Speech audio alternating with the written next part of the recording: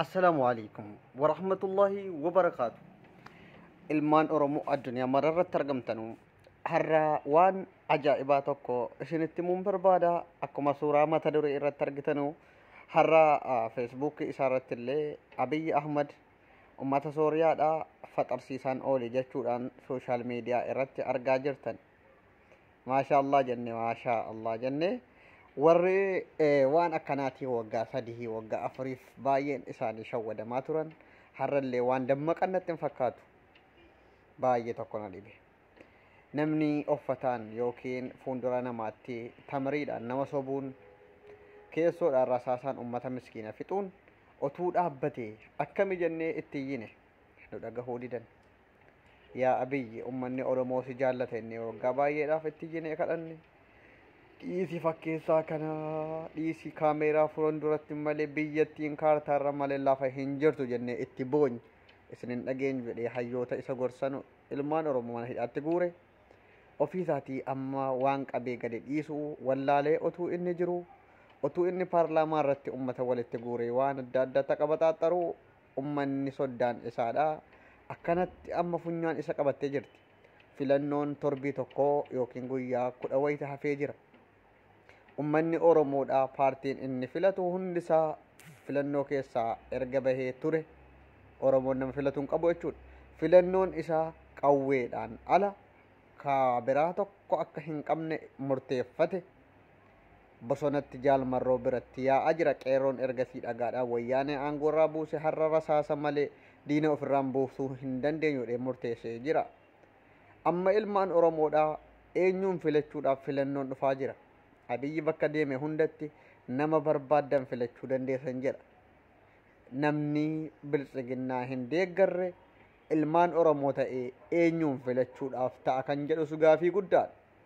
Ilmaan Oromoo ta'ee namni biltsiginnaa mormuu Abiin moo Ezeemaadha moo Natsaa Awucii maali isa jedhanu sana filata. Kun hunda keessaniifuu gaafii deebii dhabee jiru otuu ta'uu filannoodhaaf of qopheessuun kun biyyattii diigumsaaf saaxila jedhu warri xiinxala gadi fagoo xiinxalan. Murteen isin murteeffachuu qabdanuu tokkoof tokko qofa. Kaameeraa dura dhaabbatanii yeroo kanatti uummatan faxarsiisa uummata muslimaatiif jaalalaa qabatanii fakkeessuu irra hayyoota mana hidhaa jiranu gadi baasanii filannoo jedhamaaru kanas akka biyyi hin diigamneef akka jarree waliin ta'anii mari'atanii jedhanu ofitti dhadhaansi nuti biyya keenyaaf dhaabnu. Biyyattiin keenya akkasiin biyya Sooriyaa taatu hin barbaannu diigamuudhaaf qophiirra xumurtee jirti. Dhugaan isiniin jedha biyyattiin keenya filannoon kun hin gaggeeffama taanaan Oromiyaa keessatti rabshaa hin jirre nama gurguddaa baay'ee du'uuf ta'a. Woboon waraana isaa jabeeffatee jira. Waraanni inni amma hin bitataa jira jettanii yookiin eessaa rasaasa kan haarii guure jettanii gaafii isinitti hin ta'in. Dugduma waraana IPP irraa hiikkatee guurrataa jira. Namni haqa qabu ni injifata waan ta'eef woboon abdii keessanii waan ta'eef yaa ilmaan Oromoo warri addunyaa kanarra jirtanu na dhagahaa woboo jabeessaa. Waan dandeessanuun haala isiniif mijateen rasaasa bitaa fi xiyyiitii bitaa fi waan dandeessanuun hamilee ta'uudhaaf sagalee ta'uudhaan bira dhaabbadhaa. Filannoon Oromoon filatu tokko hin jiru. Waan Oromiyaa keessatti ta'aa jiru warri biyya keessaa wal qunnamtii qabdanuuf gaafattanii baruu dandeessu. Biyya keessaa yeroo kana yoo dhayxeef waraqaa filannoo hin fudhanne suuqii dhayxeellee zayitii duqeetii waan akkasii suuqiidhumaa wooma tokko bitachuu akka hin dandeenye dhibbaan dhibbatti nama biyya keessa jiru hiriyoo tokko baay'eellee gaafadhe irra gaheetiin jira waan ta'eef biyyattiin keenya haala sodaachisaa keessa jirti. Filannoon kun dhibbaan dhibbatti yoo injifachuu ta'ellee akka yookiin Abiin yookiin Ezeemaan injifatu shakka tokko hin qabu. Maaliif Oromoon filannoo keessaa bahee jira waan ta'eef. Biltsiginnaa yookiin immoo IPP'n kun hin injifata jedhee kan yaadu yoo jiraate manaama keessa jira ammallee bishaanuma daakaa jira abjuudhaan. Maaliif jennaan Oromoon biltsiginnaa filatu waan hin jirreef warri Amaaraa immoo uummata jaraallee hiriira baasanii wanti jarri torbii kana keessa itti jiranu biltsiginnaan ergasii Amaaraan na jaallata Amaaraan uummanni Amaaraan na duuka jira jetteellee Oromoo achi dhiibaa turte amma abdii kutattee jirti. Waan qabanii gadhiisanuu waan wallaalanii jiranuuf Oromootti as deebi'anii Oromoon hin badu Oromoon akkanaan ta'u ampuulii filadhaa jedhanii boohicha jalqabanii jiru.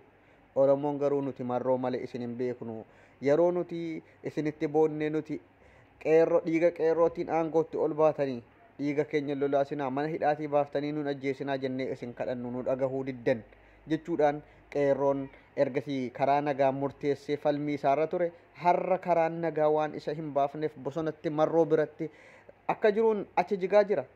Ijoolleen baay'een mana hidhaatii dheengadda gadhiifaman karaa nama 90 olii akkuma mana hidhaatii bahaniin guyyaa tokkotti mana buluudhaan har'a marroo biratti leenjii fudhataa jiru waan ajaa'ibaati.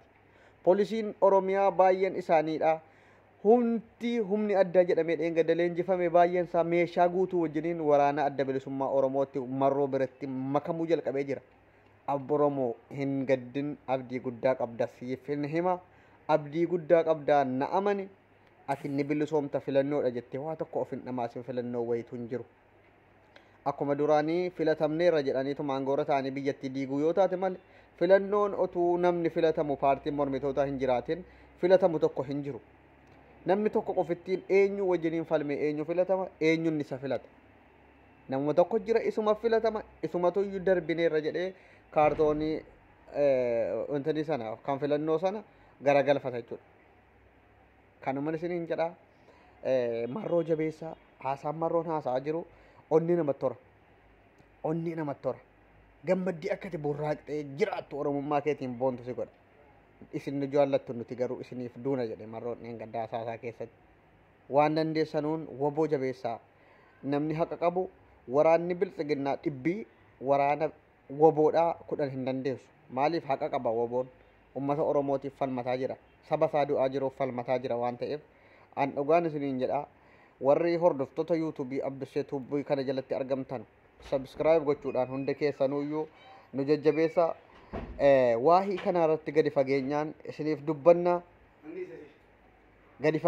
isiniif dubbanna subscribe gochuudhaan nu jajjabeessa waan haaraa biyya keessaa nu qaqqabu isiniin geenya waan ta'eef warri waan akkasii argachuudhaaf Abdusheen maaliif callistee nu laalaa jirta jettan gama yuutuubiitiin malee feesbuukii irratti kana booda akkan hin dubbanne adabameen jira waan ta'eef yuutuubii qofittiidhaan na argachuu dandeessu.